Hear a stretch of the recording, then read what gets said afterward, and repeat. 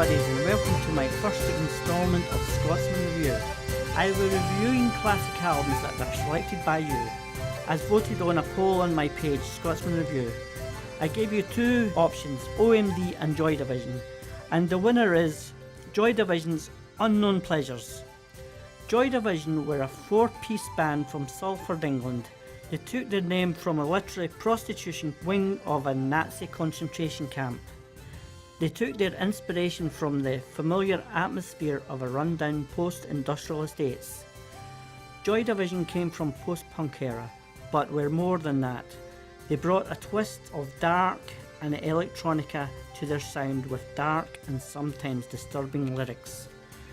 Deep and atmospheric vocal style, with a strong baritone feel to it, a voice so strong that it makes your hair stand on end. It's kind of the best way to describe Ian Curtis's vocals. And together with a band so tight and musically talented, Curtis, Bernard Summer, Peter Hook and Stephen Morris created something with pure energy, a sound that was so raw and new. That was a short background of Joy Division. Now let's review the album. The cover was a duochrome cover put together by an artist called Peter Saville. For me, the cover is so hypnotic. It draws you in with its white and black lines reflected a pulse of power. It complements the album so much as for the first track, Disorder Speaks Volumes, with an amazing surge of heart-pounding bass and raw angst. It draws you in. The music definitely will. From the first sound kick of drums and bass come the vocals, came the first line of the song. I've been waiting for a guy to come and take me by the hand. This young band was the guy to take post-punk by the hand and lead it to the 80s electronica. You could say they set the foundations for new wave and many other genres. The second song on the album, Day of Lords, is one of the most chilling songs in the Joy Division's back catalogue. This is possibly one of the most dark and gothic in its lyrics and music. From the start of the song you get a sense of darkness as the tempo was a lot slower. Peter Hook ditched the melodic bass line from the first song and played his bass a lot slower and lower pitched, intensifying guitars, adding an atmosphere of gloom, while Ian sings the most chilling lyrics yet heard in Joy Division's song. His rich, deep and powerful voice informs us, this is the room, the start of it all. No portrait so fine, only sheets on the wall. I've seen the nights filled with blood, sport and pain, and the body's obtained. What is he meaning? Why are there sheets on the wall? We will never know, not by knowing the meaning of this chilling and nightmarish images this song conjures up, makes the song more disturbing. Where will it end, he asks in the chorus, and as the song progresses, the question becomes more urgent as his voice becomes more distressed and he screams at us, signifying something perpetual personal horror. Candidate is the next song on the album, with Ian's vocal performance far more controlled. The music is mainly composed of a poignant drum beat and bass line. The lyrics are just as bleak as the previous song. No longer the pleasure. I've since lost the heart. It's creeping up slowly. The last fatal hour. The next song is Insight, which starts with a sound of a large metal door cracking shut and locked. Then a rhythmic, repetitious guitar line starts that is overlaid by an electronic disco-like sound. This song for me points to the electronic sound of their second album, Closer, and of course the sound the band after Joy Division, New Order, would adopt.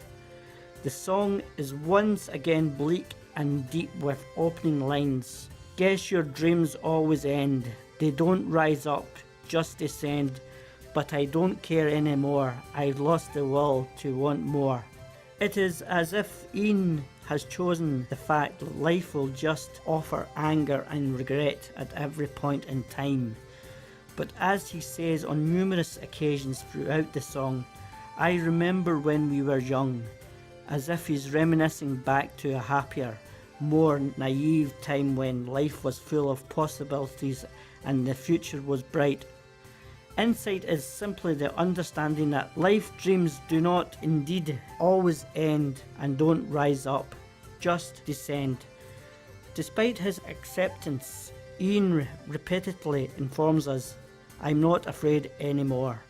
However, as he says, it was with more power and with greater frequency towards the end of the song, the notion that he is not only trying to prove to us, but he is also trying to prove to himself. The next song, New Dawn, fades. It starts with a strange synth sound, then the drums and bass kicks in. Bernard Sumner starts playing guitar riffs. The lyrics are truly class. I love the line, "Directionless, so pain to see. A loaded gun won't set you free, so you say." That line is just so class, it gives me the shivers. The next song is She's Lost Control. There is a story behind the poetical sounding drum beats. This is because producer Martin Hannett told Stephen Morris to play on the roof of the studio. Hannett wanted a different sound to the drums and wanted it to be perfect drum sound. That is why the drum beats of Stephen Morris sounds quite strange and amazing. I feel it adds something to the uniqueness in this album. This song is about a woman Ian Curtis knew when he was young. She was epileptic and committed suicide because of it. However, Ian did not know he was going to do the same because he was going to get epileptic attacks too. What is so strange, he wrote this song not long before he got his first epileptic seizure. There was never any singles released from the album Unknown Pleasures, but She's Lost Control emerged on a 7-inch double A-sided single, Atmosphere, which was released a few weeks after Ian Curtis's death in 1980. The next song is Shadow Play. The guitars sound like something you would hear back in the 70s, the likes of artists like Eno and Bowie. Bowie's album Low springs to my mind. The sound is echoes and hollow, but never empty. Producer Martin Hannett added sound effects of breaking glass, deep breaths and footsteps. The whole song has a dark and gothic feel to it. And on to the next song, Wilderness. This song starts with a bass riff, then the drums kick in. Ian Curtis starts singing. This song is about prisoners who are getting the death sentence. Ian Curtis delivers a very emotional vocals in the last few lines of this song. I saw the tears as they cried.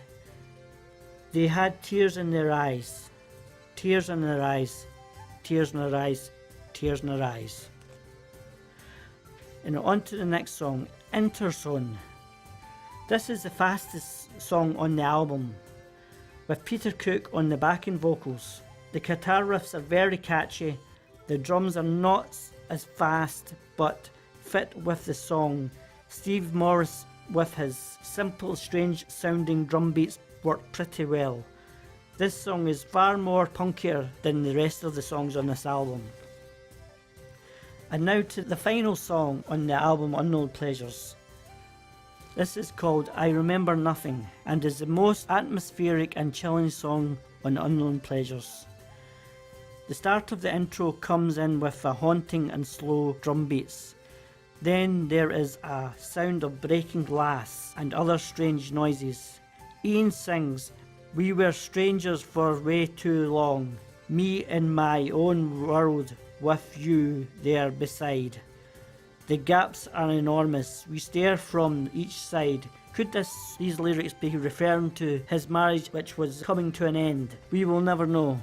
My feeling of the theme to this album is a crushing of human spirit and a breaking of fragile hopes that we may have. The final sound on the album is the sound of equally fragile glass breaking. That was my review of one of my all-time favourite albums. I will soon post another poll for you to choose another classic album for me to review. Oh, and before I forget, You can listen to my podcast on Scotsman Reviews on Facebook, and you can also listen to it on YouTube and SoundCloud. And with that, I say cheerio.